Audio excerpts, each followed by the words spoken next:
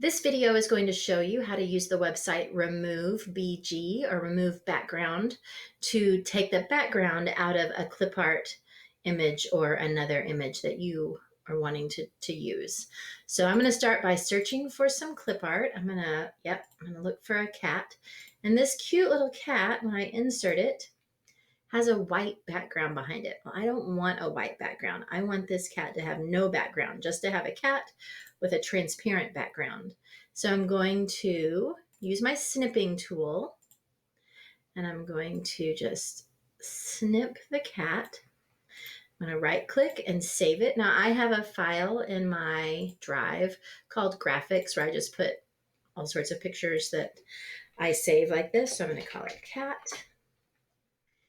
And then I'm going to go to a website called remove.bg, remove background. It's completely free, super easy. You just go to upload image, and I do this routinely, so it's going to find it from my Google file stream, go to my drive, graphics, and then scroll down. There's that cat. So it takes it, it works on it, and then look. Now it's removed it. When you see that gray and white checkerboard behind it, the background is removed. So I'm going to download it, open it up, save it, and it's just going to save it back in that graphics file. I just usually name it cat rbg just because that helps me know that that's the one without the background. Save it.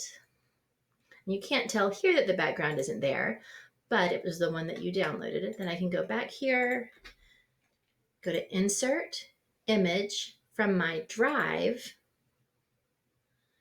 and if I'm in recent, it will pull up the ones I just worked on. If sometimes it takes a little bit longer and I have to go to my drive and search, but I can click on this one. Now, no matter what color I change my background to, my cat doesn't have that white background behind it.